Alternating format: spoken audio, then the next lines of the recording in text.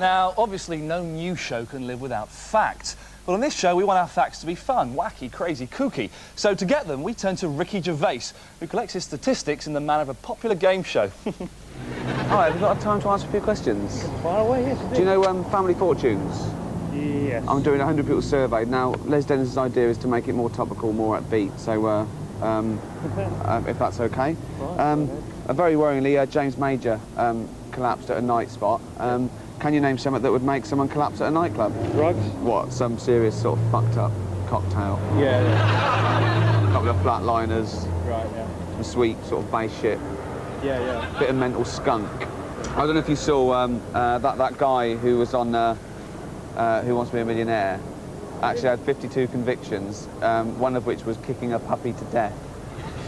Yeah. What's the biggest animal you reckon you could kick to death? Biggest animal you could kick to death? Yeah. You personally? Me personally? I suppose a donkey. A donkey. Yeah. Fish. A cat. A fish. Give it a good kicking, but to death. Yeah, you'd have to finish it off. Probably a big dog. A big dog? Big dog, maybe what, like one of those... Great Danes? These big wolfhound type things. Oh, Irish wolfhound, yeah, they look hard, but they're not. One you said a donkey, which I think was a little bit ambitious. Like a deer or something. A deer, yeah. Bambi. Be easy, wouldn't he? Straight after he's been born on the ice. Bambi's not real. No, but I mean, if you got a young deer and it was on the ice, just born, that'd be easy, wouldn't it? These are horrible questions. Well, Les Dennis did these.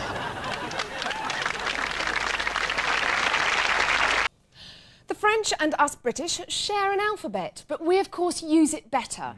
In order to prove our linguistic superiority, we asked Ricky Gervais to come up with an A to Z of news. Today's letter, Ian, is G. Great Britain, Germans. Global warming, that's when the weather's brilliant. Mild winters, excellent. Oh, the polar ice caps are melt. Whole countries will be flooded. Not England. Mend the ozone layer, says Bono. Yeah, if the Africans paid us back what they owe us, I might take a look at it. Guevara, Che, one of the most important icons of the 20th century, on every student wall. She's the bird scratching her arse playing tennis. Greenwich Mean Time, that's the time that it actually is in the world. Gualtieri, the bloke who tried to take the Falklands, my favourite war. I'll tell you why. It was a range war. See, our guns could fire 15 kilometres, theirs could fire about 10. So we just parked about 12 kilometres offshore. Theirs are going into the ocean, and we're shelling the shit out of them. It's the war equivalent of holding a midget by the head at arm's length. He's flailing, and you're just kicking him in the bollocks. Geneva, peace talks. Gervais, out. Time now to return to the story that's dominating the day's news, the assassination of the Armenian Prime Minister and several members of his cabinet. Our reporter, Ricky Gervais, is in Yerevan. The world is still shocked today by the brutal assassination of Vazgen Sarkisian, the world's hairiest Prime Minister. 4 revolutionary gunmen strode into the Armenian parliament and opened fire, killing the Prime Minister and 8 others. After a long, drawn-out siege, the terrorists finally surrendered, releasing the hostages unhurt, apart from the dead ones and the ones that they injured. The dramatic scenes unfolded live on national television. The leader of the gunmen was reported to shout, "This is a payback. They're drinking the ordinary people's blood," before he murdered the Prime Minister. The world's leading expert in these matters, Peter Cushing, in a rare interview today said, "I wouldn't have used guns myself. For your standard vampire slaying, I'd use a stake through the heart, or it was 5:15, so just open the blinds, let a little sunlight in, that'd do it. Or you've got your garlic, your crucifix." After their arrest, a search of the gunman's den revealed that only hours before the killing, the gang had been watching video nasties. Among the films seized were Bride of Chucky Kokorvian and A Nightmare on Nagorno-Karabakh Street. The killings have been widely condemned by world leaders. President Clinton said, "It was a real blow." We've yet to see how the assassination of this popular leader will affect the nation, but leading Armenian psychologists worry that these live, televised, brutal scenes could have a long-term effect on the Armenian people, particularly the children. This has been Ricky Gervais for the 11 o'clock show, Yerevan, Armenia. And for more on our top story, we go over now to Ricky Gervais in Armenia. Ricky, what's... Go on. Ricky, what's happening in the aftermath of this terrible blow to democracy? Well, Ian, The fledgling democratic state is bearing up, and under Armenian law, the president doesn't have to hold elections. He can just appoint a new prime minister. After his mistake with a vampire lad, I think he'll be a bit more careful this time. And is there any news on who might be appointed? If you're asking me, I reckon Frankenstein. Yeah, but don't forget, of course, that Frankenstein was the doctor and not the monster. Yeah, if you're splitting hairs. Yeah, thanks, Yeah, Ricky. Yeah.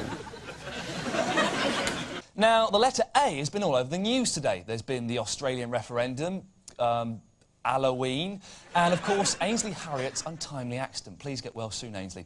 But they're not the only A's that make the news. Here's Ricky Gervais with his A to Z. Today, the letter is A.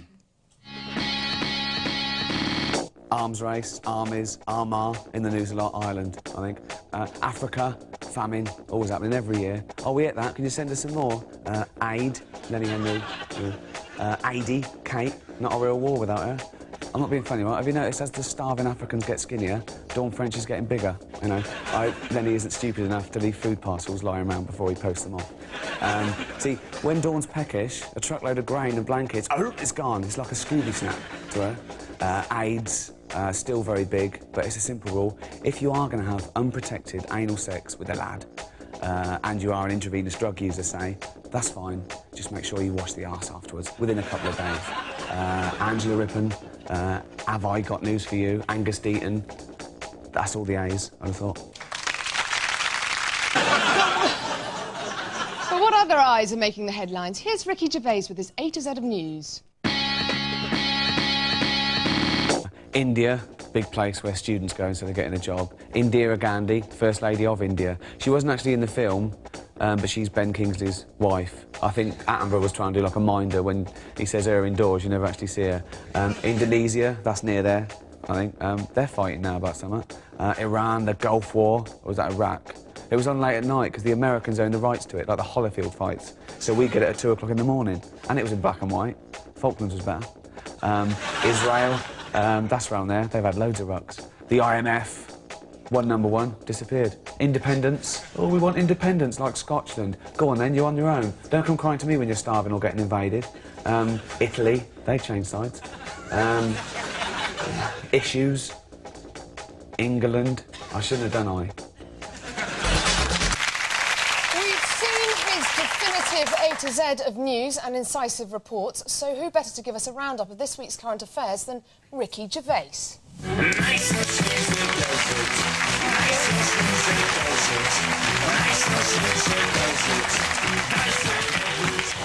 Gervais? Oggy.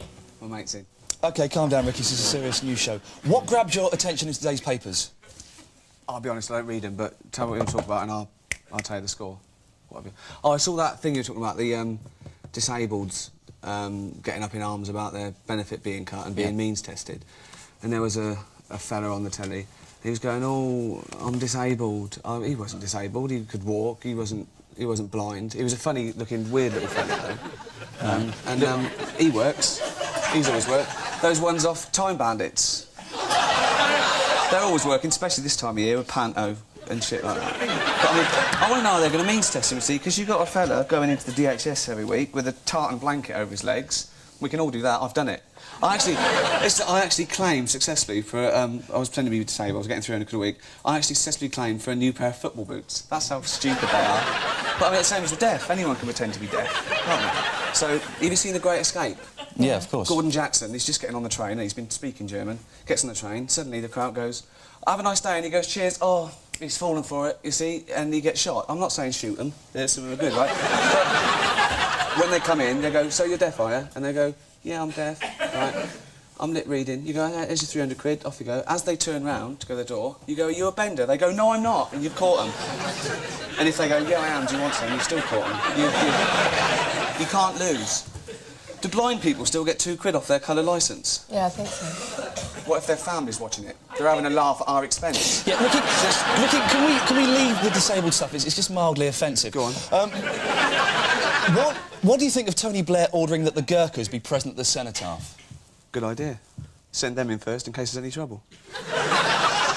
Ricky, have you been following the Berlin Wall celebrations? Oh, I know a true fact about this. It's true, true story, this, right? That's the only man-made structure that you can see from outer space. Right, you're actually thinking of the Great Wall of China. What are you talking about? Berlin Wall. Right, just stay there 1 second.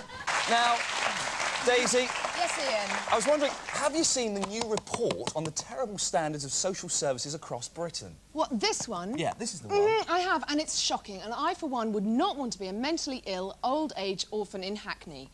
For a start, there's no tube. To investigate the scandal, who better than our very own Ricky Gervais? Social services were shamed today as a new report revealed they are severely failing children, the elderly and the disabled. 1 in 10 social services departments, including those in Lambeth, Newcastle and Coventry, have levels of care described as appalling in a new league table. Yeah, I'll be honest, it's the same problem as the Premier League. We're importing too many foreigners. We're not developing our own sick and the elderly. So, I mean, we're just getting in kids and disabled from war-torn countries and earthquake regions and shit. I've got nothing against them, but it's a bit like getting stuff from a market. There's no comeback if it goes wrong. Do you know what I mean? Just because they're free, don't be swayed. Social workers reacted angrily to the results and said the league tables were an unfair method of judging standards of care. Yeah, hold on.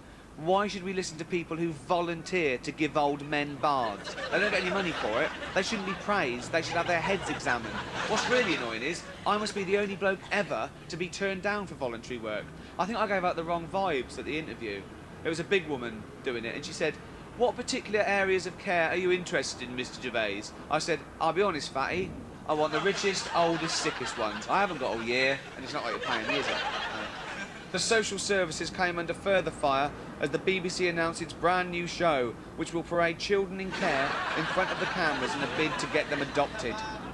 A family of my own has been branded sick and compared to similar programmes which feature animals, such as Adopt a Pet, Pet Rescue and Animal Hospital with Rolf Harris. I hope they don't actually get Rolf Harris to do this, because he used to scare me when I was little.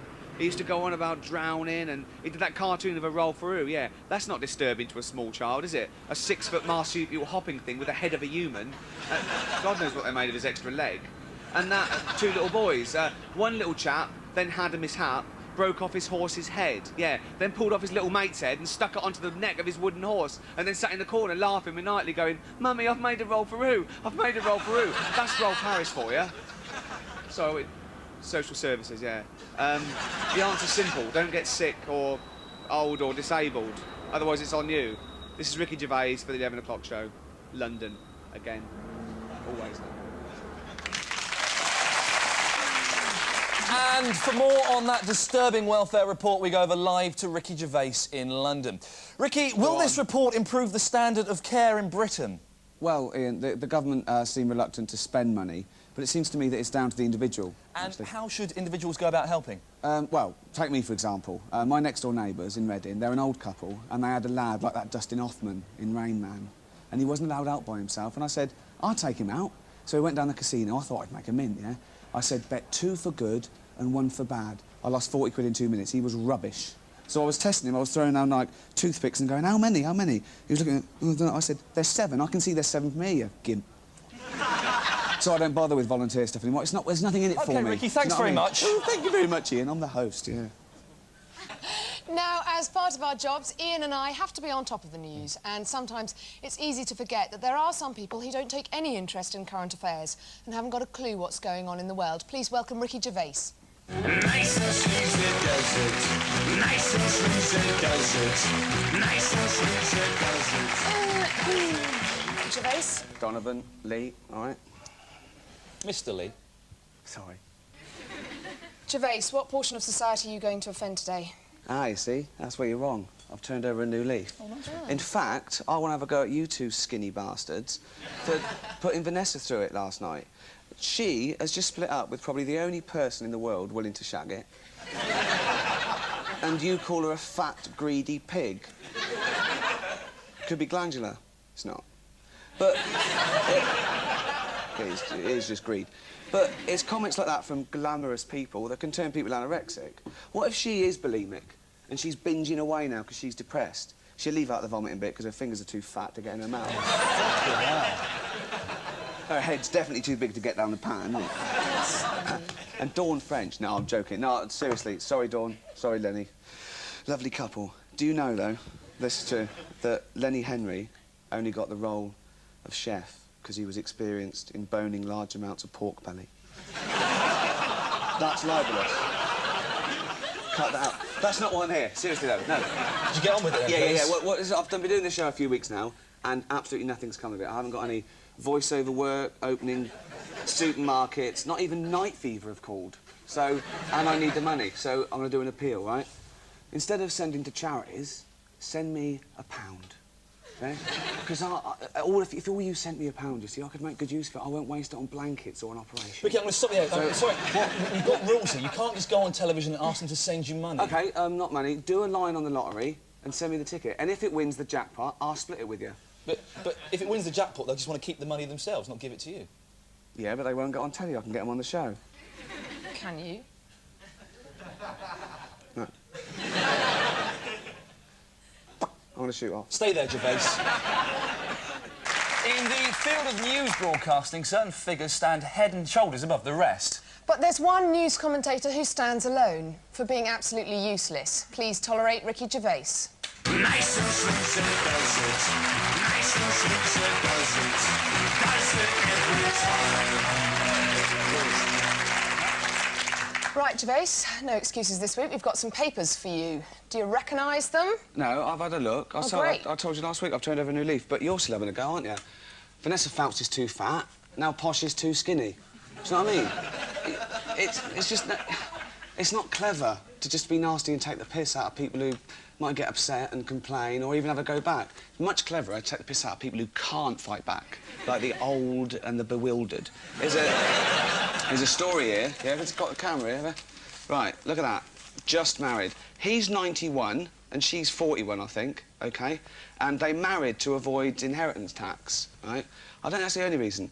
I think she married him because he's got an enormous fucking cock. You can tell, look at him, but he can walk fine. That walking stick's a counterbalance because his huge schlong goes all the way down that leg. So he can, you know, he can tell. It says, sex, at my age, you just think about it. Which is true, which is actually true. Just because you're 90 doesn't mean you stop thinking about it, I hope. This is the truth. I don't think I should tell this. It's the truth. You shouldn't if you've got doubts about it. Listen.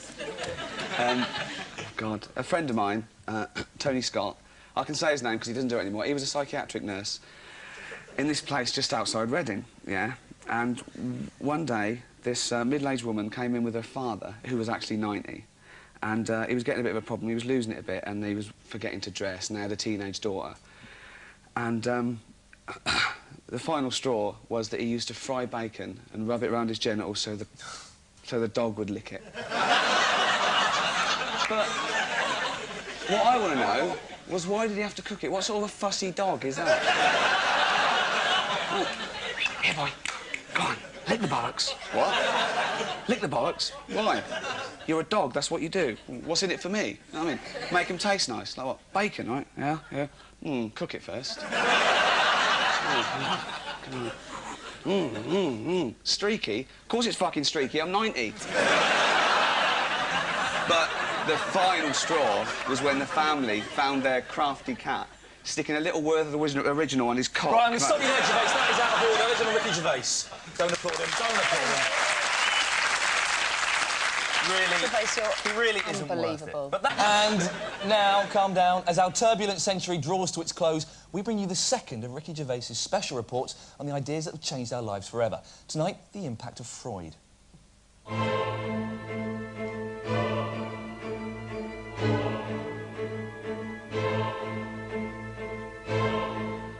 Sigmund Freud is regarded by most to be the father of psychoanalysis. He held that the repression of infantile sexuality would lead to adult neuroses, and that these neuroses would manifest themselves in the dreamlike state. We've all got theories, haven't we? I mean, I say never trust a man who doesn't drink. Not even a reformed alcoholic. You can always have a couple every day, can't you? So that's the theory. It's as valid as beardy bollocks, and is all that dreams about sex. He was hung up on sex, right? I have this dream, right?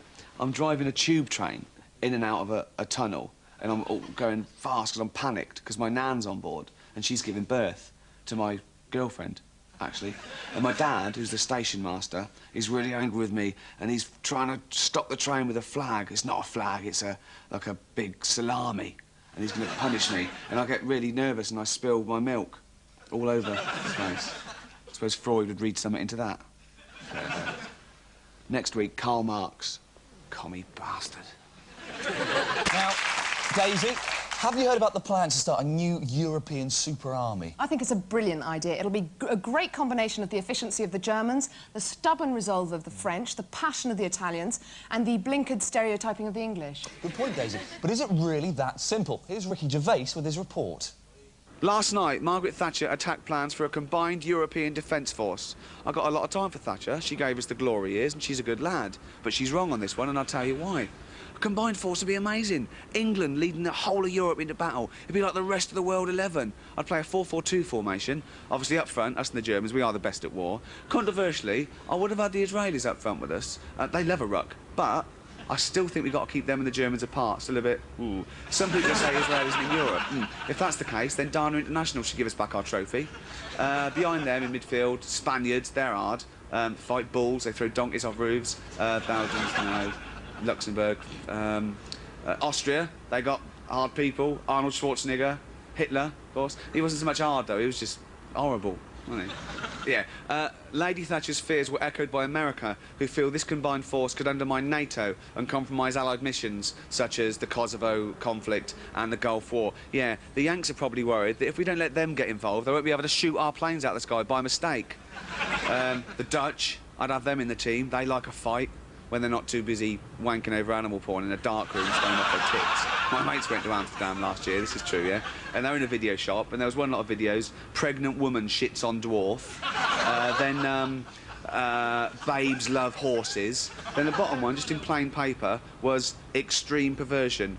What can that be? What can be worse than some cracked up slut with child shitting on one of the Time Bandits? So the team's coming together. I'm not going to let the French play with us. Oh, we were playing defence, resistance. Never mind resistance, have a go. That's my Euro army. This is Ricky Gervais for the 11 o'clock show. Look, one final thing. If we do put this team together and we do draw America in a war, say, Italians, choose what side you want to be on and stick to it. Just a tip. So, for more on the top story, the possible formation of a European army, go over now to Ricky Gervais. Ricky, would the formation of a European army mean the end of NATO and Britain's participation in UN peacekeeping forces? I'll be honest, I'm getting fed up with all these peacekeeping forces and making all these weapons. Let's use them up. Let's have a proper world war. Last good one was, what, 60 years ago? Wasn't my favourite. The First World War was my favourite. It had everything. Mustard gas, gangrene, bayonets. Could have done without the poetry. But... Right, and if we have this next war, you'll be fighting, will you, Gervais? I'd love to. I can't. Yeah, why? I've got really bad gay. I'm gay. They're not allowed in, are they? We're... OK, thanks very much, Ricky. Cheers, Cuddles. Oh, look at the muck in here. I can never go back to Reading, definitely now. Now, it's sad to think that this is the last show of the series and everything's coming to an end, but there's always a plus side to every situation. Please welcome, for the very last time, I promise, Ricky Thank Gervais. Nice and sweet and does it. Nice and sweet and does it. Does it every time. Ricky, what have you got for us today? Ideas for Christmas gifts. Oh, that sounds Seriously, quite nice. It's the last show.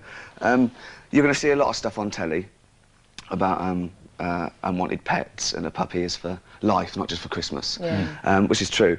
But kids love it, but it can be irresponsible because they're not, you know, puppies forever, and they've got a short attention span, kids, and it can lead to abandonment. I've got loads of nieces and nephews. And what I do, Christmas Eve, I go down to Battersea Dogs Home and I find a little sick one, and I go to the vet. No, don't put it down. I'll take it off your hands, mate. Yeah. I take it home, I'll give it to my little niece, she plays with it, it dies that night. Without the proper medical care, it would. 2 birds with 1 stone, see? Doesn't grow up, doesn't get abandoned. I've given it a lovely gift, yeah? And I usually tell her that Father Christmas killed it because she didn't spend enough on her uncle. That's actually And that he hates mean kids, and they usually buck their ideas up for the next year. That's very, very harsh. Yeah, well, it's harsh but true. I've got another idea. This is for adults. It's not all about kids' Christmas. I actually invented this myself. It's one of those sort of make your own. And I did it on an audition for Blue Pete. I didn't get it, but what it is, aunt is leave the room, OK? Uncles, cut out 2 little round bits of paper, like that much across, yeah? Put 2 little black dots on them, they're the eyes, yeah? Lick them, stick them on your helmet, right?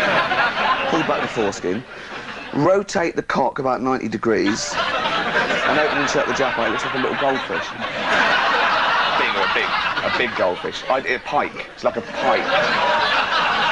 You actually have to have done that to know I've about done it that. loads of times. Yeah. Gervais, leave. Now. Go on. Off. I use this. You're disgusting. Oh, it's nearly Christmas. Come on, come back. Come on, have a mince pie. No, actually, fuck off, fatty. Get off, don't do that. Out. Christmas. Peace on earth and goodwill to all men. Well, unless you're a nasty sod from Reading, please give a frosty welcome to Ricky Gervais. Nice and sweet it does it. Nice and sweet it does it. Does it every time. So, Don't Ricky, encourage them. what rubbish have you got for us this week? Well, you've embarrassed yourself because I've made an effort, right? It's a Christmas special, Go on. and under this is something very special, OK? This is the future of home entertainment. It's took me a long time to make this, but you can play it at home, you can play it by yourself or with your family. It's the world-famous Ricky Gervais's Penis Puppet Theatre.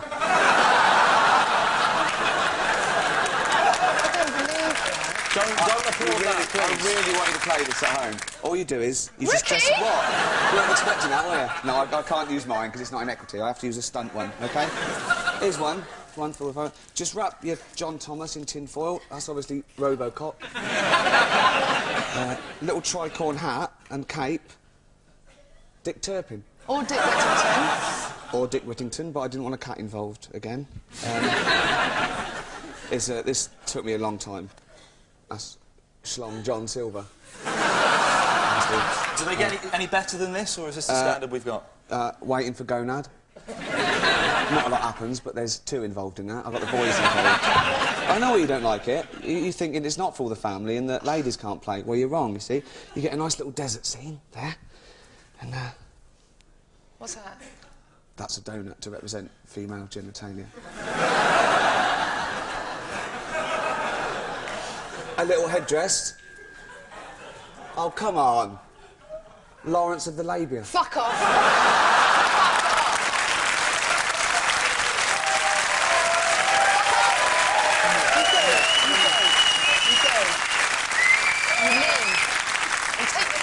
I didn't even do Fellatio Nelson. Take your donut.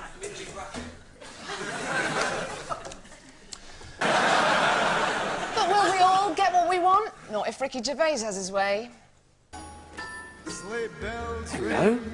What would you like for Christmas? Pokemon. Pokemon. Complete set. The complete set. The complete set of Pokemon would cost hundreds of pounds. So I'm going to be honest with you. The chances of you getting that are slim to none, and I'll tell you why. I know your parents. You live on Whitley Estate, don't you? Yeah. The little money your mother does earn selling Polaroids to herself to readers' wives, she blows on bingo and jingo on the top rank. Yeah? Polaroids, I might add, that usually feature herself, starkers, climbing into a sink trying to lick her own tit. The dad's in hurry again. Yeah. 3 months at Her Majesty's Butlins, Wandsworth. I don't think Pokemon will be the first thing on their minds this Christmas. Your best bet is get out there thieving. Little fella like you could get through any open window. Make your father proud of you as well.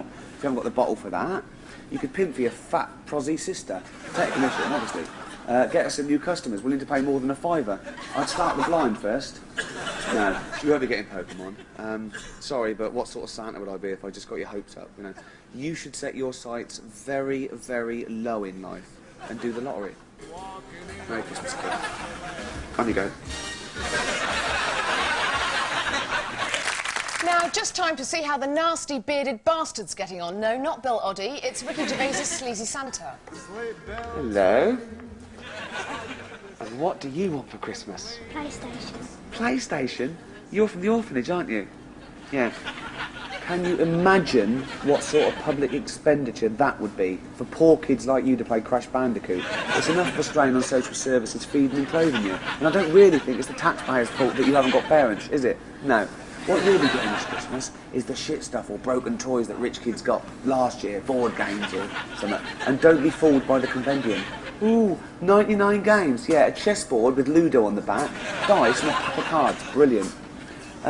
Or, what would you say if Santa got you a new home with a new mummy and daddy for Christmas? Yeah. Well, I can only accept the first answer, and you blew that with PlayStation, so on you go. The fat kid here.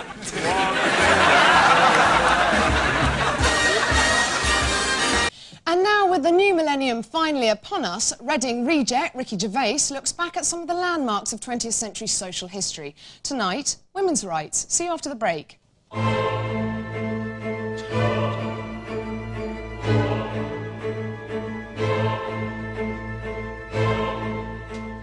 In 1903, Emmeline Pankhurst set up a new society called the Women's Social and Political Union. It believed in action, not words, and held demonstrations and attacked property in protest against the lack of women's rights. These suffragettes, or lesbians, were often arrested and put in jail. Bet they had a field day. In 1913, one of the more mental bean flickers threw herself under the King's Horse at the Derby with catastrophic results. It brought him down and Lucky Jim romped it at 14-1. But Leza died. Probably a shock. First time she'd ever been jumped. Anyway, they had to start in the war, so in 1918 we gave them the vote. This didn't just benefit baggage handlers. No, thanks to these early women, normal girls can now pop along to the polling station after shopping or picking the kids up from school and put a little tick next to their favourite lady politician. Of course, nowadays there are muff bandits in all walks of life. They're still usually right biffers like Katie Lang or Ellen, but now and again a real babe turns fishmonger, and that's a waste. Next week, gay rights.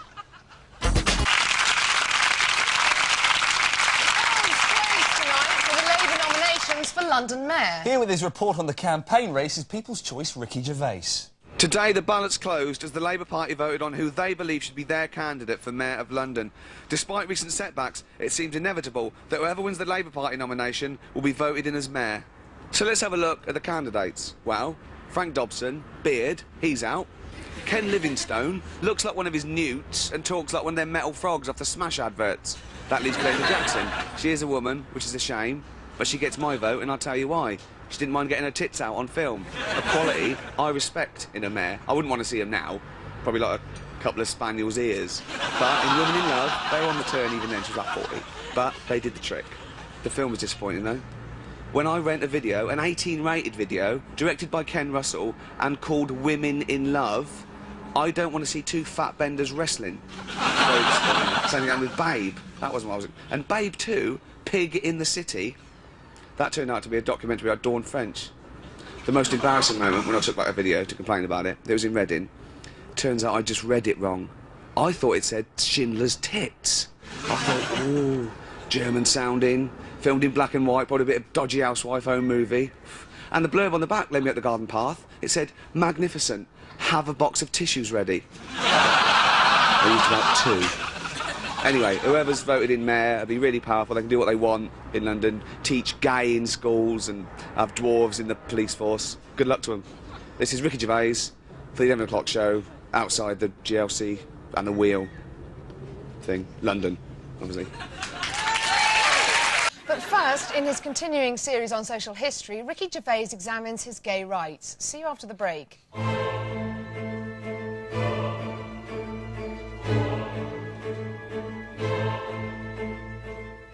Homo, faggot, queer. Just some of the derogatory terms we use to describe gay men. Bummer, there's another one, there are loads. Homosexuals have been persecuted for thousands of years.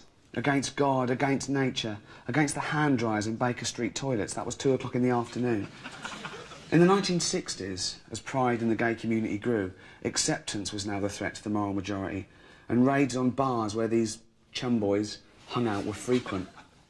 Then, on June 28th, 1969, at the Stonewall Bar in Greenwich Village, police met with resistance. Enough is Enough by Donna Summer hadn't been released yet, but that's what they would have been dancing to, almost certainly. They probably thought the stripograms had arrived. Anyway, they had a right little hissy fit and they chased those rude policemen down the street. And now policemen never bother gay people, ever. Except that one that arrested George Michael. For wanking at him. Now, in the modern world, there are only a few things left to be discovered. The secret of time travel, a cure for cancer, and why do only fools and horses work? One man whose unique voyage of discovery took a tumble this week is Sir Ranulph Fiennes when frostbite halted his trip to the North Pole. Ricky Gervais has this report. Today, one of England's greatest explorers, Sir Ranulph Fiennes, is recovering after abandoning his attempt to walk to the North Pole. He was only 1 week into a journey that was expected to last up to 3 months. And who gives a shit? Seriously. I mean, posh people with more money than sense and too much time on their hands. The next time a rich, bearded twat gets stuck up a mountain, don't rescue him by helicopter and put him on the news. Put him into prison for being so fucking stupid in the first place and wasting everyone's time. So, I mean, do you know why Saranov turned back? Yeah, his hand, putting his sled out of the water. Yeah, a week alone in a tent. That's how he hurt his hand. Yeah, of course it is. Yeah, he was putting his sled all right. And why was he doing it? He wanted to go to the North Pole via the hardest route. Right, start off at the South Pole and make sure you cut through Whitley Estate in Reading. That's the hardest fucking route. Walking like that. Yeah, you won't get mugged. Actually, you won't get mugged. The murderers killed all the muggers in the 80s. Right. And you get all this, oh, he was doing it for charity. Right, well, he failed. He doesn't get the money. Rules of sponsorship. We did a sponsored swim in the juniors, and one lad drowned in the deep end on his first week. Didn't get paid. So I feel sorry for the little div kids he was collecting for, whoever it was. They won't get their minibus, right? But if they're so worried, why don't they get off their arse and do something? We haven't got any legs. Not my problem. And also, what's the point? What great scientific discovery did you make on this intrepid journey, Saranov? It was cold. Cold, was it, at the North Pole? Cold, you And if Channel 4 leaked that, you're a bunch of queers, all right? This is Ricky Gervais in front of a backdrop, London. It's about 80 degrees in here. It's a waste of... And now for more on Explorer, Saranov finds we have a live to Ricky Gervais. Ricky, is there any more news on Saranov finds condition? I don't care about upper-class knobs, I told you once, who've never done a decent day's work in their lives and do pointless things to show off. I don't just mean you two useless sods, but I reckon most of these Explorer types are, you know, like yourself, Ian, really. Very crafty butchers. Crafty butchers? Yeah, like their meat delivered round the back. not Finesy. Not Finesy.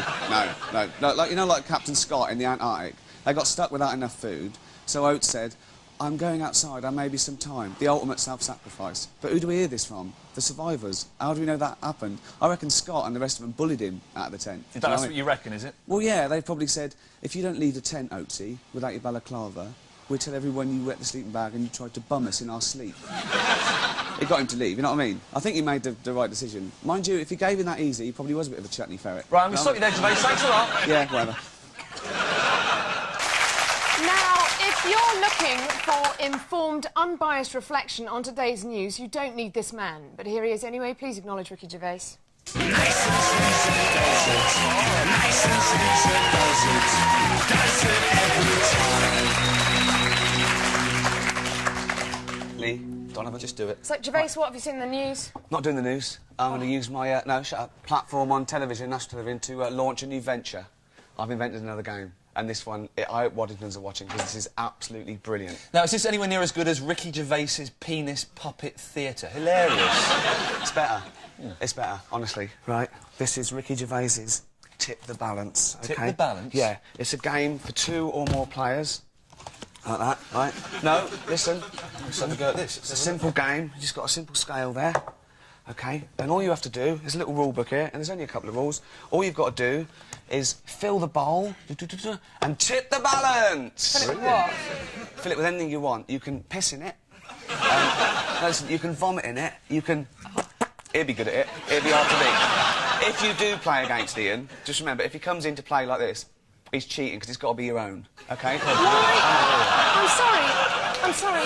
No, hold on a second. Why are you talking about this when you're supposed to be talking about news? Well, because every time I talk about the news or do a VT, I end up sort of doing bad taste stuff and, like, offending someone. You know the little researcher, Paul, the little kid in there? Yeah, scary. He came to me and he said, Mr Gervais, he said, aren't you worried that you insult people and soon all the people you've insulted are gang together, all the little ginger dwarves in wheelchairs, and they'll all come after you and they'll grab you and they'll gang up you and they'll beat you. Absolutely terrified. No, it started me wanking. Oh, get out! Disgusting! Get out! Fantasy, innit? Get out! Go on. Tip the balance. No, fuck off. Gervais, everyone. Gervais. Don't applaud him, please don't. And finally, Ricky Gervais tests the limits of taste and decency. Good night. Good night. Is it OK to make fun of disabled people on television? No, I don't think so. OK. What if, they're dwarves? But they're not disabled, are they? I mean, if someone's dwarf, doesn't mean they're disabled. What about the evil dwarves that hang around in gardens late at night in gangs? I mean, what are they doing there is my question. What are they doing there? What are they doing there? I guess, do you know, I actually haven't met any evil dwarfs. I wasn't aware. But first, Ricky Gervais continues his series of insights into historical landmarks of the 20th century. Tonight, the Great War.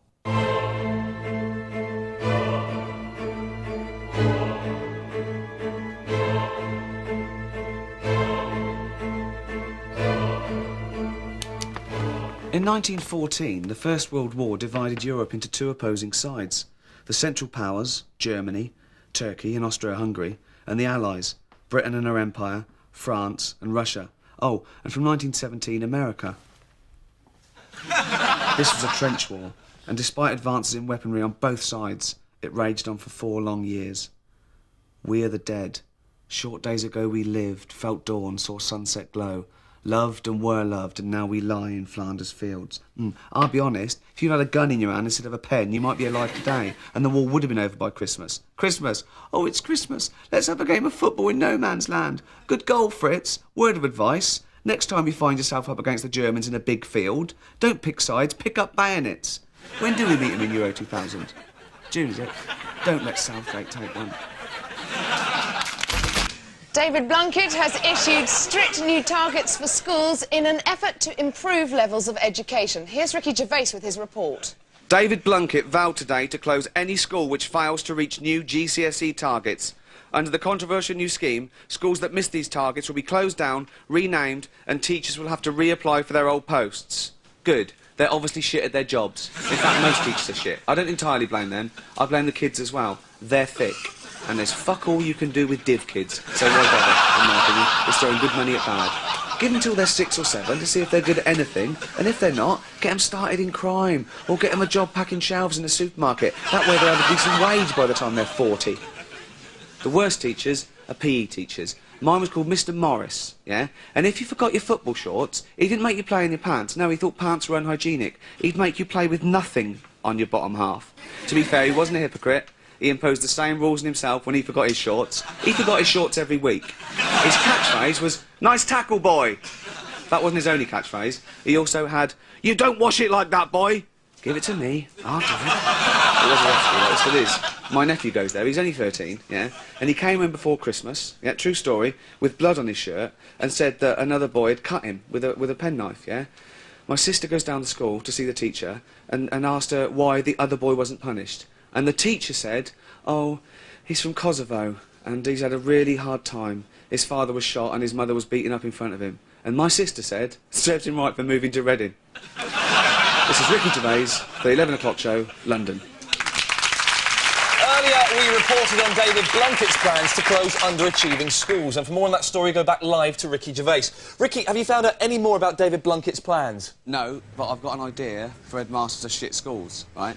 If I was them, what I'd do, when Blunkett came round and said, "I want to check your standards," I'd go, "You want to see the exam results, do you? Actually, I'll read them to you, shall I?" I'd go, "Maths, brilliant. Science, top marks. English, yeah, we came top in everything." And Blunkett would go, "All right then, see you next year." Actually, I just remembered something, right? I also about my school. Remember I was telling you about Mr. Morris, the PE teacher? Yeah. Right? He used to try and impress all the divs with stories, usually about sex, right? And he told us this, and we were meant to believe it. He said that when you're captured by cannibals, they show you pornographic pictures so you get an erection and there's more meat. That's true, right? So you're in the pot, and the chief is adding a bit of salt and thumbing through a copy of Big and Bouncy, and you're going, "Oh, don't kill me, I don't want to die." Look at the mutton shutters on that. Throwing you played right into their hands. More meat. Yeah, thanks See? so much, Gervais. As usual, nothing to do with anything. Schools, bye.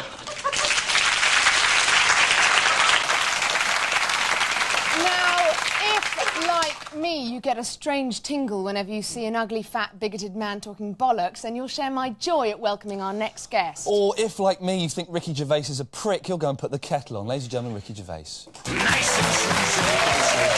Nice and sweet it does it. Does it every time. All right. Look at me getting cheers. Oh, I'm getting cheers on the telly. Shut yourself now. All right, Donovan. Yeah, all right. I'm going to talk about that thing you were going on about, Blair's volunteer scheme, where he wants everyone to do 1 day's volunteer work a year. Yeah? Yeah. Do you know what I'm talking about? Yeah, I do. He's doing it. Do you know what he's doing? He's being an assistant teacher for a day. That's not a deep end, isn't it? I want to see him doing proper voluntary work, yeah? In an old people's home or something. I want to see him emptying colostomy bags or pushing up prolapses. I want to see him giving a bed bath to a 90-year-old woman and her suddenly go, just there, Tony, yeah, go on. Word of advice, though, if you do any volunteer work with the elderly, don't make the same mistake I did. I went along to volunteer to old people's home in Reading, yeah? And I had to see the woman in charge. Woman. Short hair, Doc Martens, I said nothing. I said, I'll be honest, Tubby. I only want to work with the sickest, oldest, richest ones on their way out. Do you know what I mean? She went, I don't know what you mean, no. I said, well, I want ones that maybe, you know, haven't got any next of kin. Yeah. And I don't want to wash them by hand. I just want to hose them down at a distance with cold water. She said, we don't need any volunteers. Do you know, I went, you fishmonger, you're going to keep... It's a euphemism for kipper liquor. So, knowing that I'd blown the interview, I stormed out saying, I'll have this place investigated, and I did. What I did, I moved my granddad in there undercover, right? He didn't want to go, he missed my nan, but I couldn't afford both of them. And he eventually, he just pined away and died. And the fat leser got the house. My nan had to move into a home, but you know, it proved my point. She was on the take, and good luck to her, because I sort of respect that more than someone who washes old people for no reason at all. And she had to do things against her nature, like wank off my granddad. Right, we'll stop you there, Gervais. Please don't applaud. Sit still and keep quiet. Let's move on with the show. But finally, Ricky Gervais is here testing the boundaries of taste and decency, and we do apologise in advance. Good night. Good night. Do you think it's right to show gratuitous sex pre-Watershed on television? No. What if it's on a wildlife programme like two lions having sex? I think if it's handled with tact, probably yes. But I think you have to consider children saying, Mummy, Daddy, what's this about? And if it's handled with tact and it's done in a natural way, I think it's probably more acceptable, yes. What if it looks like the lions are getting off on being filmed? I think that's an unlikely scenario. What if it's made obvious that they've only just met, like it's just sex, and the male lion's just walked up to her and she's let him? Well, they do tend to handle things somewhat differently in the animal world, and I think if that's explained... You don't think it makes her a slut? It makes her a slut in Reading, I don't know. Where are you from? I'm not from Reading. As the last century becomes an ever more distant memory, here's Ricky Gervais with his continuing insight into some of the major historical landmarks of the 20th century. Tonight, the atom bomb.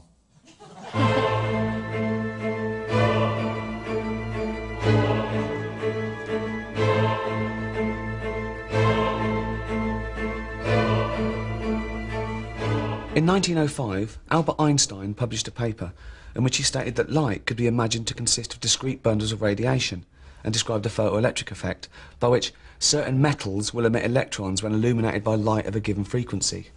What sort of a person thinks like that? I mean, he should have it out more. Same as that Stephen Hawking. That's what turned him mental. Too much thinking.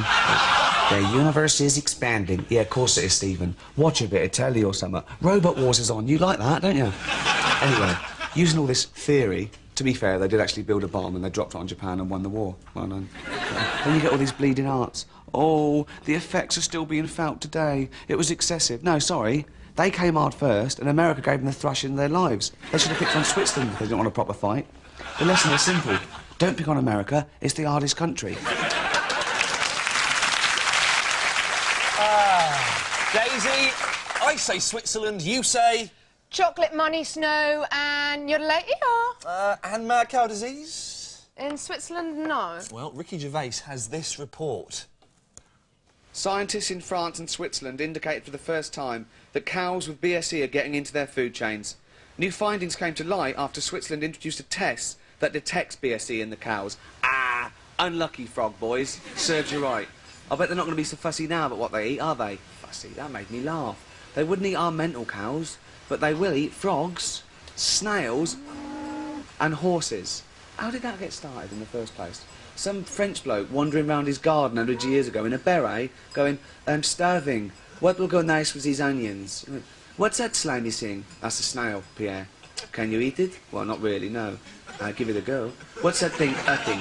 That's a frog. You can't eat that. You can? Oh, right, that's disgusting. I'm off. Hold on. What's that thing you're sitting on? It's a horse. Bring it here. I've been to France, and as far as I can make out, there's only one thing they won't fucking eat. Clarets. And the Swiss, well, I don't really started on the Swiss. Oh, we're neutral, like in the war. Yeah. Oh, hello British, we like you best, yeah. Oh, hello Germans, we like you best. Oh, yeah. I'll tell you what the Swiss are like. They're like Daniel Wilmot, who went to my school in Reading. He didn't bundle himself, but he used to hold the coats. We should have got together with Germany and given Switzerland the kicking of its life. I mean, thinks he did to Wilmot. He's blind now. It'd be easy though, having the Swiss. Have you seen their army? Yeah. Oh, look out. We've got a knife. Yeah. Oh, it's got a magnifying glass and some tweezers. Oh, watch out. The fucker's yodeling now. Don't get me wrong, I don't hate all Swiss. You know, some of them are alright. ABBA. This is Ricky Gervais for the 11 o'clock show in a field. They don't look mad, do they? You talk to them though.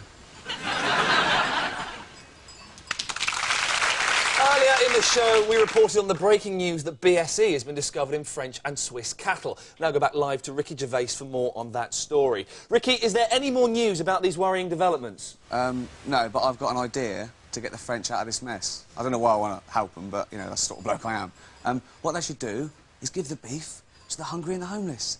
They're not going to say no because it's a bit infected, are they? Do you know what I mean?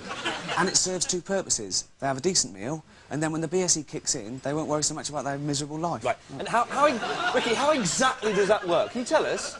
Well, it's like my nan, yeah? She used to moan all the time about anything, the cold, the telly, the neighbours. Then when she went a bit, she was happy as a pig in shit. In fact, she was in shit a lot of the time, Ricky, to be fair. That's a little too far. Yeah. We all know you've had your fair share of infected meat inside you, the pumps. There are only two good things to have come out of Reading, and our next guest isn't either of them. Please give him a warm welcome, lukewarm, because we can't bring ourselves to. It's Ricky Gervais. Nice and sweet and does it. Nice and sweet and does it. Does it. Oh, brilliant! It's Ricky Gervais's bit. Brilliant. Lee, Donovan. Well, it's a serious bit. Serious subject. You've seen a lot in the papers, particularly today, about scroungers and beggars and that. And they've been having a go at the Romanian ones that have come over, and they're claiming benefit, and they're doing like a 9 to 5 outside the tube station begging with a baby, right? But at least they've got off their arse and come over and do it themselves. What I object to is the ones that beg from thousands of miles away. Do you know what I mean? And they're getting organised charities to do it for them, like Live Aid and like Water Aid, where it's Bono doing all the stuff. They're just sitting there lazy. Do you know what I mean? When you get all this, just £20 will feed and clothe one of them. What sort of clothes and food do you get for that? I mean, rubbish, do you know what I mean? Think what you could do with that 20 quid. You could buy pints and scratch cards, and you're not using it to like just stay alive. You're actually enjoying it. And now they've started using big ad campaigns to help them. Like I remember one. It was in the broadsheets. It had Cabbage Patch Doll, £38.50, and a picture of one of them. Then underneath, Little Suki, £16 a month, and a picture of a 10-year-old Rwandan girl. I've worked it out. If she lives till she's 18, you've paid 1,500 quid. You've paid for the Cabbage Patch Doll outright. See? Think before you give blindly. That's all I'm saying. And there was a little form to fill out. I sent 40 quid, because it was Christmas. And I said, please send me my Cabbage Patch Doll. Because the queues are murder in Reading in Christmas. Sorry, Ricky. So just say, it's a wonder you two haven't been sent a food parcel. Why are they so skinny when you think of the calories in spunk? Stop! Stay there! And we'll leave you now with Ricky Gervais's A to Z of news. Tonight, the letter M. Good night. Macedonia, Yugoslavia, whatever it's called now. Military action, start of a war. Moldova, is that a real country?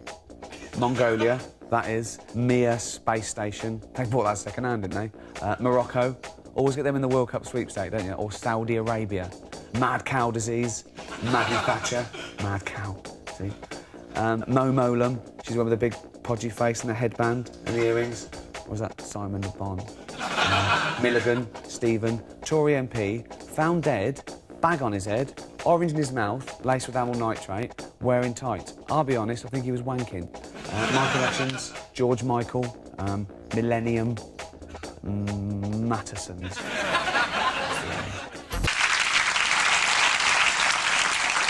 There are certain rights and privileges we all take for granted. To reflect on how they were achieved, here's Ricky Gervais with his continuing series on key moments in 20th century social history. Tonight, African independence. Oh, shit.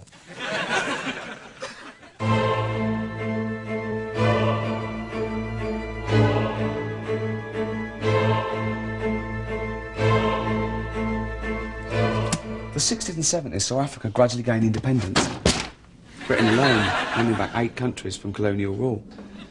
Independence meant working out their own systems of government, health services, educational systems. Also running their own armies and economies. They were on their own. We get a call in the early 80s. Hello, England. It's the President of Africa here. Is Harold Wilson or the Queen there, please? They're not in charge anymore. This is Thatcher. What do you want? Oh, can you help us? We're starving. Sorry, I thought you were independent. No, but it's the drought and the famine. Yeah, you should have thought of that before you went off on your own. Yeah, we didn't know it was never going to rain again, did we? It's awful. Awful? I'll give you awful. In the long hot summer of 1976, Kent had a hosepipe ban. We were told to have a bath with a friend. Which I did, actually. I say a friend.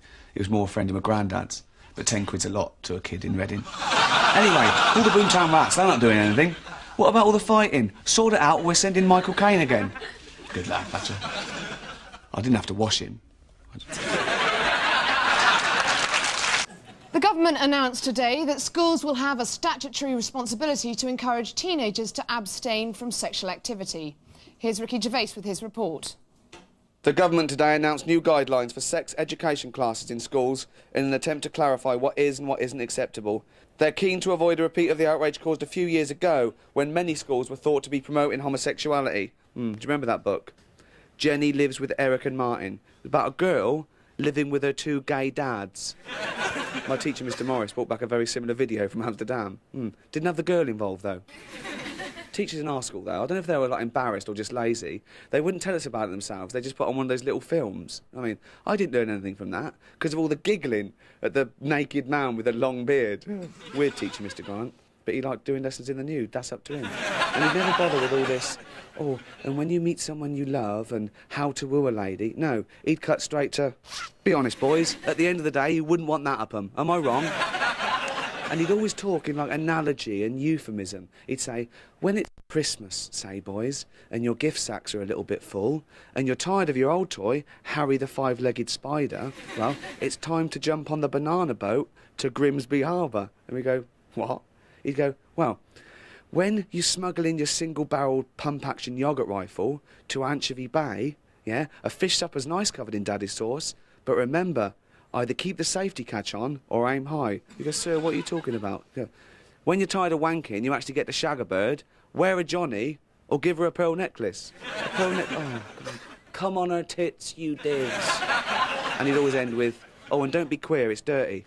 Well, it's time to change now. This is Ricky Gervais for the 11 o'clock show, London. Earlier on in the show, Ricky Gervais reported on the continuing debate over sex education in schools. We can now luckily go over live for the latest. Ricky, do you think the government got it right with their sex education policy? Yeah, but you have got to be careful what you tell kids. I'll tell you what, the thickest kid in my class was Stephen Flint. And after our first lesson about the birds and the bees, there wasn't a day he didn't come in with either peck marks on his bollocks or stings on his cock, right? He was really thick. And his brother was even thicker. This is a true story. His brother went to Casualty with a bottle of ketchup stuck up his arse, yeah? And this is the excuse he gave to the doctor.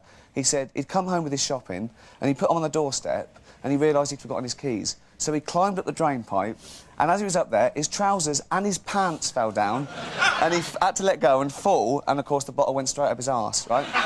He said that, and the doctor said that would be somewhat more believable if supermarkets sold ketchup with condoms already right, attached. Leave it there, Ricky. Thanks very much. True. Now listen, one thing I want to... He did put a condom on it, but why? Was it to save himself from infection, or was it because he wanted to put it back in the cupboard and let his dad sort of smack it onto his chip? We're actually going to stop it there, Gervais. Please don't come back. You've had your fair share of daddy's sauce inside you, ponce. Now, some key events in our cultural history are beyond satire. The D-Day landings, winning the World Cup, and, of course, Jonathan Aitken sharing a prison shower with some bum-hungry convicts. In his continuing series on the 20th century landmarks, Ricky Gervais examines one such event which changed our lives forever. Tonight, Band-Aid.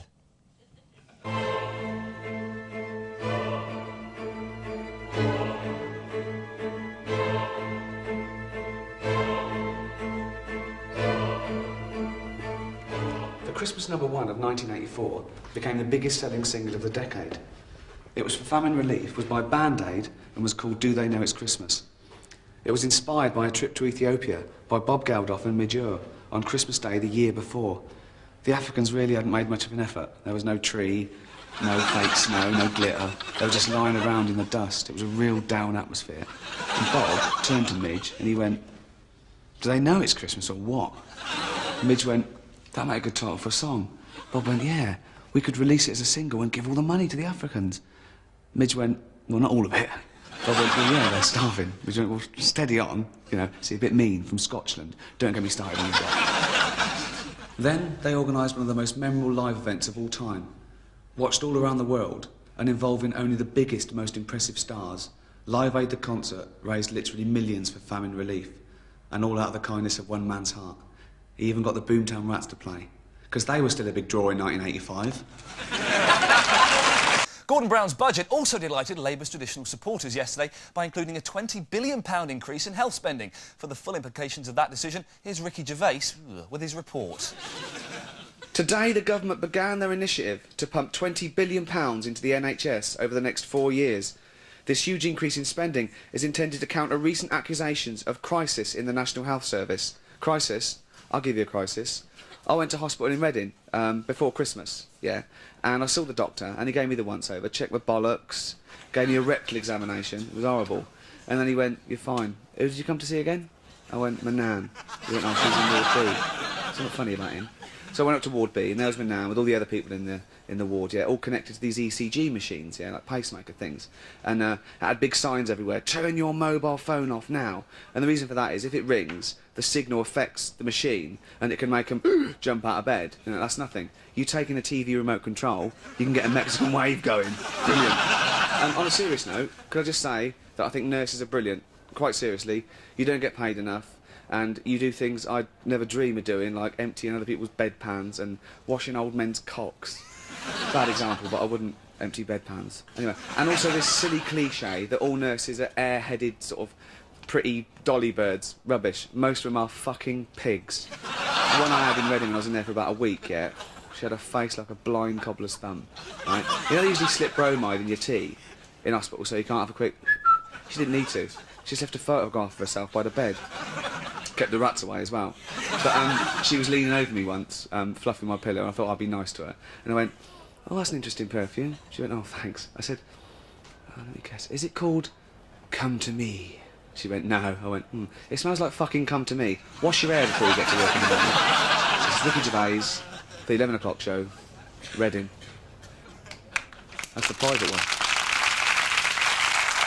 And for more on tonight's top story about a huge cash injection for the NHS, we go over live now to Ricky Gervais. Ricky, Gordon Brown has said that he intends to get more young people into the health service. Do you know anything about that? Yeah, well, it is a good idea, because a lot of doctors are getting on a bit, like Dr. Legg.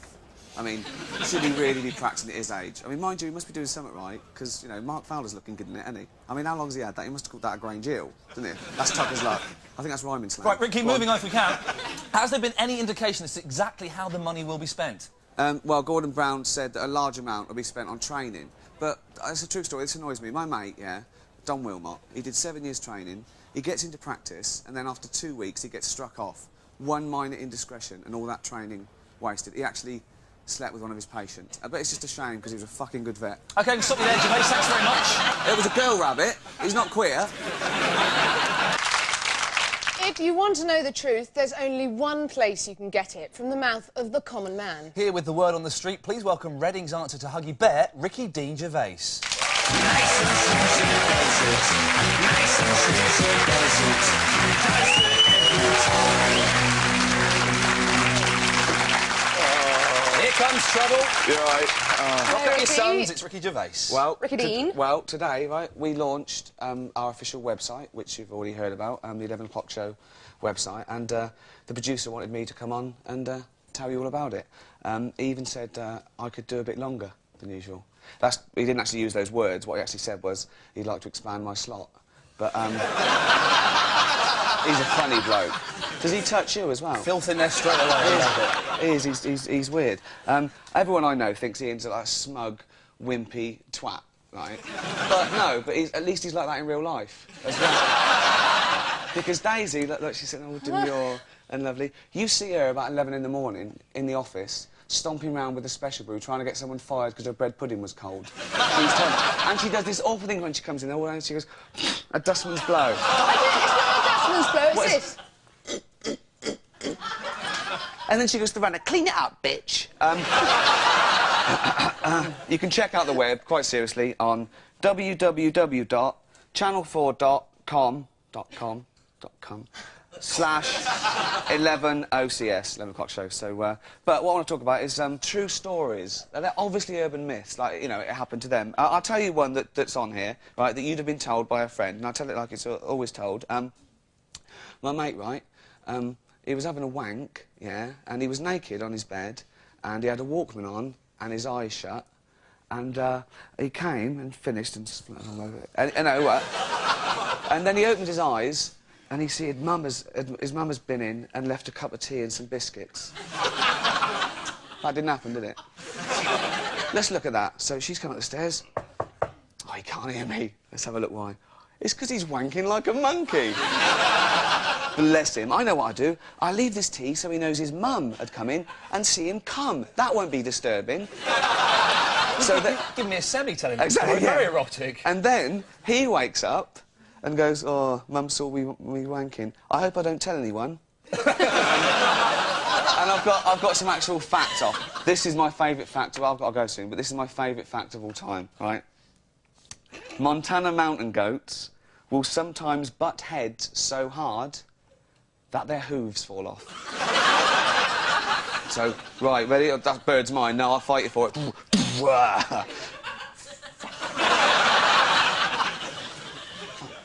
You all right? Yeah, I've got a bit of a headache.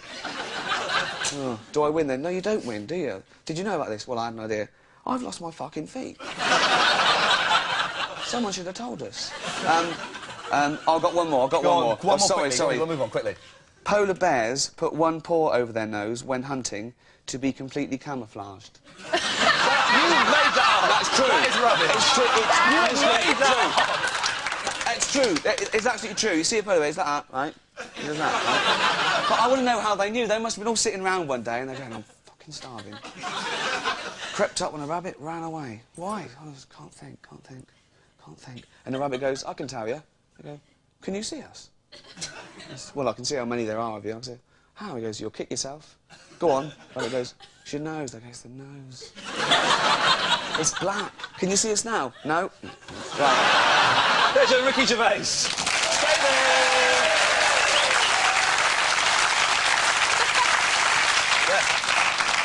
Sometimes it takes a great mind to unravel the key events in our cultural history. Freud, Jung and, of course, Gervais. Tonight, Ricky Dean Gervais tackles the space race.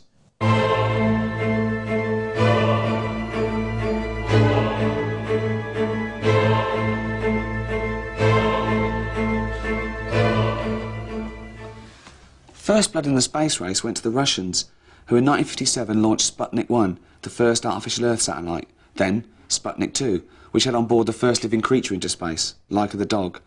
Unfortunately, the Russians didn't know how to return the satellite to Earth, so Laika died in space. Brilliant. We can all do that. We used to tie frogs to fireworks in Reading. They didn't come back alive either. America was never far behind, but their biggest blow came in 1961, when Yuri Gagarin was given the chance to be the first man into space. He went, have you found a way of getting it back to Earth? They went, well, yeah, of course. He went, well, the dog thing. They went, well, yeah, no, we've sorted it. And the frogs in Reading, they went, that's not relevant. Anyway, this really pissed off America. And Kennedy gave it, right then, it's the first man to walk on the moon, dog killers. My mate, Binksy, right, he's mental, but he reckons that maybe the dog didn't die, and that radiation has made him smart, and he's going to come back in the future, and dogs will rule over the planet, like in Planet of the Apes, but with dogs. I mean, they won't be able to hold guns like Urko did, but then they won't need horses. So, I mean, it's swings and roundabouts.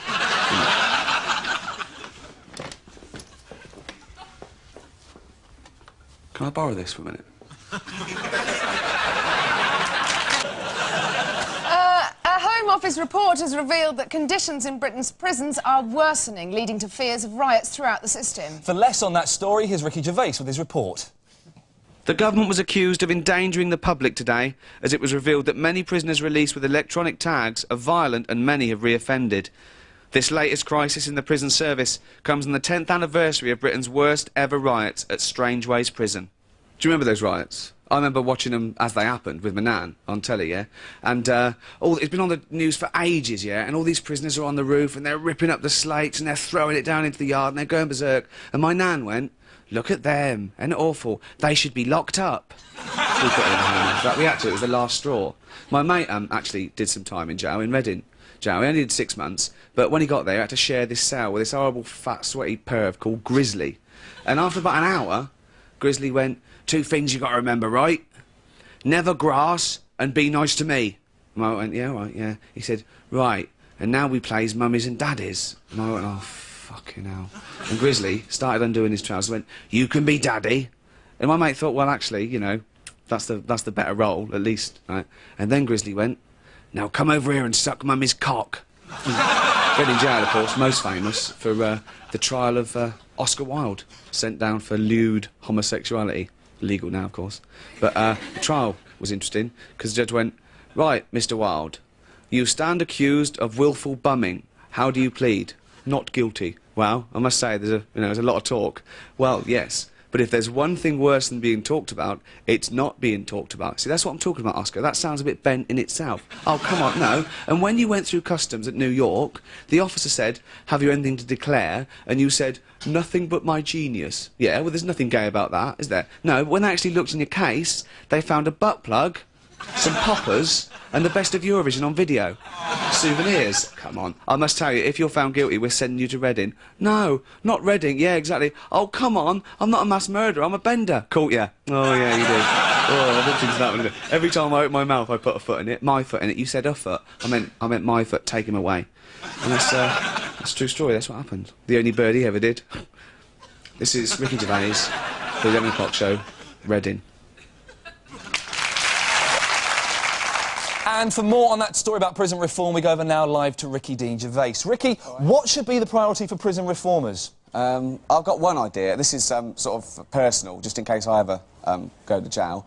I think they should replace all the soap with shower gel. That'd be a good start, wouldn't it? Because it hangs up and you don't drop it on the floor, if you know what I mean. The downside is they're just the right shape for shoving up your arse. So, but the little hook's handy for pulling out quick if a warder comes along, do you know what I mean? Not like pledge furniture polish. Oh my God, that disappears without a trace if you push too hard. There's no purchase, I guess. I don't know. I've never been to. I know a bit about women's prisons because my mate Binksy, he's got a load of videos on the subject. They seem to have a great time there. I mean, they have the odd cat fight in the laundry room, but they make it up in the showers. They're always in the showers. Thanks I mean, you've got to Ricky. stay clean in prison. Do you know what I mean? Thing is, well, I was polishing. It was early in the morning, so my pants were off, and I slipped and fell, and it went straight up. Right, I'm actually going to have to stop you there, Gervais. It feels like it's still there. That's that little midget saying that. Today's high-tech world can sometimes feel frighteningly complex. To understand it, you have to buy books with titles like The Idiot's Guide or Computers for Dummies. Unfortunately, there's no fuckwit's guide until now. Please welcome the world's least likely technology expert, Mr. Ricky Dean Gervais. Nice and sweet it does it. Nice and sweet it does it. Does it every time. You brought some of your scary mates with you tonight, have you? All right. From Reading. Yeah, well, it's a week since we launched our website and been a good success. In fact, a bit too good because we actually got 10,000 hits immediately. So this is people watching the show and go, "I like this show. They've got a website, I better go and look at it." "Well, the show's on now." "No, I must look at the website. I wonder what's on tonight." Same people start their own website about themselves. This is the biggest source of information in the universe. And I want to talk about some of the things people put on it. And I've got some more interesting facts, Is this what you found on the web? I love these. Right, OK. This is one someone's put on. Absolutely true, apparently. The fingerprints of the koala are so similar to human prints, they could be confused at the scene of a crime. What crime would that be, then? The great fucking eucalyptus robbery. Right? Oh, this is great. You'll love this.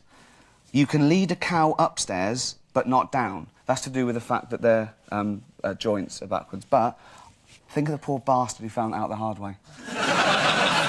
Come on, amateur, downstairs. I don't go downstairs. My wife's home in 10 minutes. Wow. Why didn't you tell me? Well, you didn't tell me what you were going to do. What? The dress and the lipstick didn't give you a clue, right? You know they've got blow-up sheep now. This is I just thought something. Yeah. The blow-up sheep, right? And get them in pawn shops and stuff. Oh. You know, don't you? Of course. You do. Yeah, but I've not used them, but I'm aware of them. No, right? Now, blow-up women are for obviously people who want to shag but can't get a real woman. How fucked are you if you can't get a real sheep? I mean, not even an ugly one. Oh, this is nice. Elephants have been caught swimming up to 2 miles offshore in the Indian Ocean. That's an interesting fact, but it's the language they use. Caught swimming, like it's illegal. They're doing what? I've told them so many times. What, you being there? It's a boat, it's me in a boat. OK. Yeah. You're wanking a man off behind you, sorry.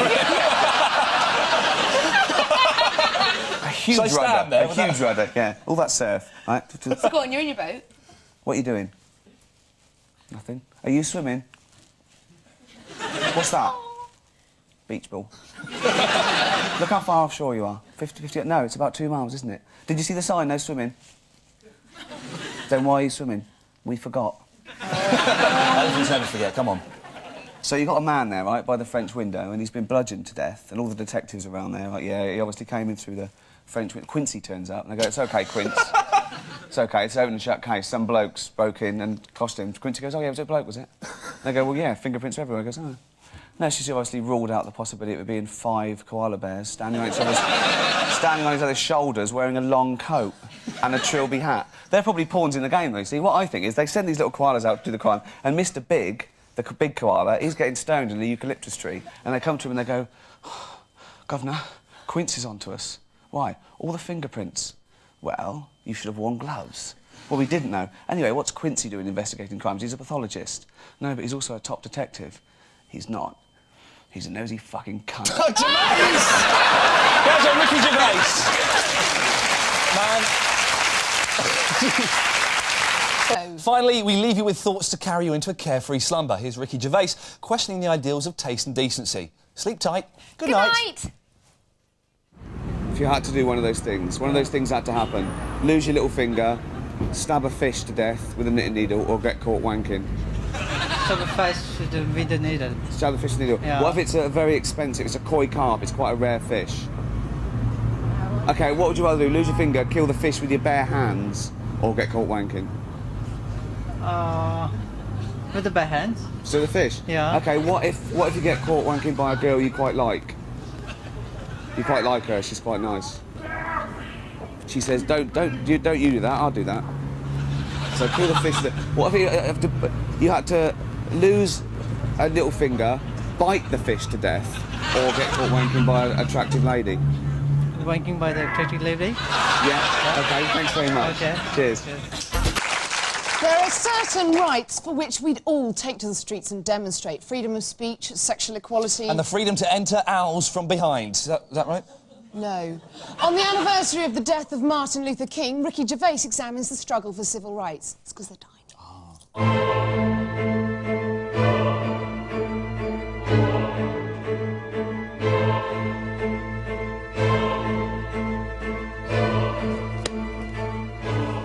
In 1955, Rosa Parks, a black American, was arrested for refusing to give up her seat on a bus.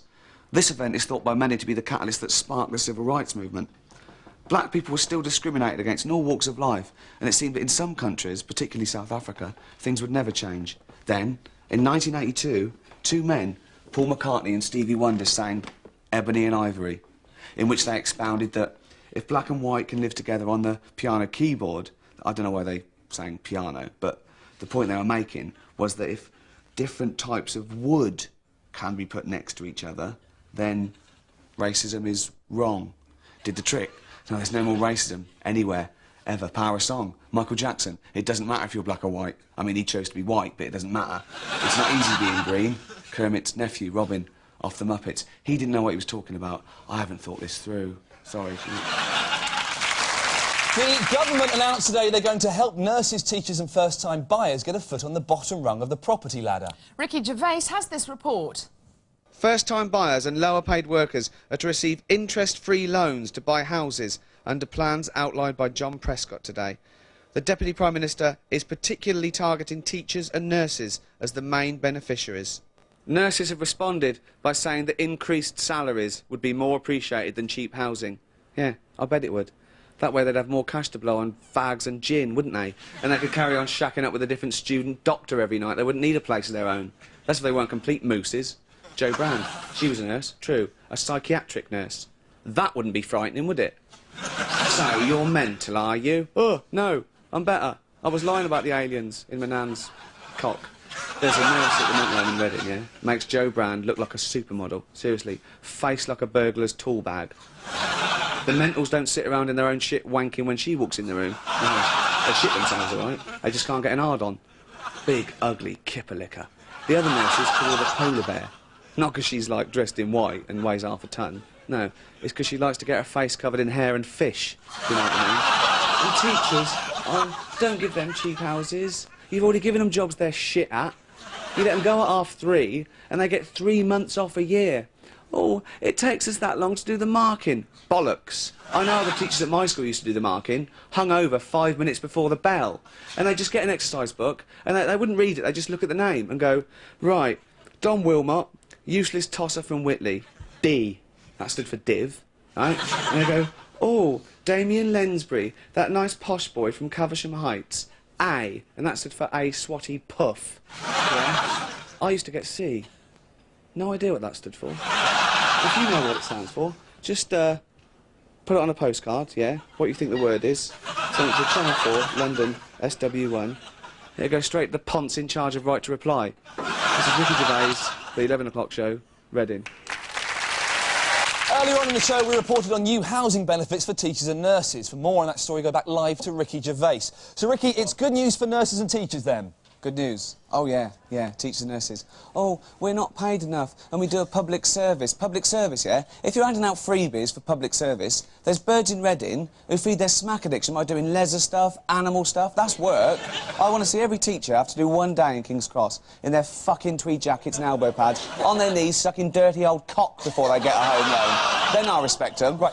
That's the sort of thing you respect, is it, Ricky? Well, I respect you, don't I? My mate's a teacher. No, my mate's a teacher, and he acts like one all the time. He goes home to his wife and he goes, get your elbows off the table, don't lean back on that chair, even in the bedroom. He'll go, are you chewing? She'll go, He'll go, spit it out, boy, Mary. Right, now, Gervais, I've got no idea why that man is on the telly. To make you look good, you useless lanky twat. Here to guide us through the technical jungle is unlikely boffin Ricky Dean Gervais. Nice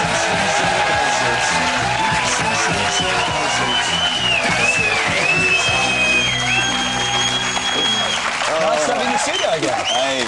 What have you got for us this evening? Well, since we launched our website, and... 2 weeks ago. Yeah, it's going very well, and I remember talking about the internet facts. Yeah. But it's caught on because people are sending me some facts now that they found on the website. I'd like to share some with you. Please do.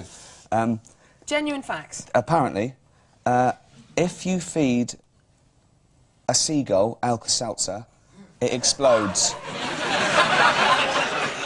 Who found that out? Some research scientist, like, I've given Feminax to an owl. Vicks next to a penguin, fuck all. I'll try that. Excellent. ICI. This is a true one. Starfish have no brains. Really? Well, apparently, I don't know if that's meant to be taken literally, like these little echinoderms have no central nervous system, or it's like a bit of graffiti on a rock, like someone left it in charge and it fucked up and now they're really dissing it, right? Like, you know, a shrimp's a mean or jellyfish are a bag of nerves. So, starfish there, clinging onto rocks, covered in sort of salty foam and totally brainless, no offence. Oh! Sorry, I'm joking. OK, you like this one? This is fantastic. The daddy longlegs contains the most powerful poison known to man. That's true. It contains the most toxic. However, it cannot administer the venom as it has no teeth. What is the point of that? Do you know what I mean? So God, there, he'd made all the fish, made all the birds and the mammals, had a bit of stringy thing left over. There you go. Daddy longlegs. Right? You're a daddy longlegs. Right, OK. Not the most attractive of creatures, am I? No, but you can fly. Well, not really. I sort of bump into things and I skip along. It takes me about half hour to find a window. Do you know what I mean? Also, won't kids just pull these off? No. Because you've got the most powerful venom known to man. Have I? Yeah. Use it wisely. They come in, oh, wow, don't know. Oh, they're dead. Actually, I'm taking the teeth back. Oh. Fuck. How am I going to eat? Well, you don't need to eat because you only live a day. A day? It take me like I'm going to get out of the fucking room. Even if I actually fell on a slug that they might be able to sort of... They just have to duck it. Poor little thing. A useless, lanky thing that sucks. No offence. Ladies and gentlemen, Ricky Gervais. A cheeky sod. And finally, we leave you with Ricky Gervais questioning the very morals on which the foundations of modern society are built. Good night. Good night. Do you think it's acceptable to show hardcore pornography early evening on television? No. What if it's in a wildlife programme? I don't know how it can be necessarily. It's hardcore porno. Well, if it's two chimps having unprotected intercourse. I've never seen it, so you know, maybe it's possible, I guess. Where do you draw the line, though? What if the chimp pulls out and then says, in the mouth? I don't believe it would happen. Right, I do need this back, but take a look at that. What am I going to do? I directed that. Did you? It's called Gorillas in the Minge. Okay. That's it. Right. Okay, I think I might not take it, so thank you very much. Okay. Yeah. Thanks very much. The great dictators have always revelled in the dignified titles bestowed upon them by their people. Hitler was Der Führer, Franco was Il Caudillo, and Richard Madeley was known as that arrogant spiv-off of the telly. Tonight, in his continuing series on social history, Ricky Gervais profiles Il Duce.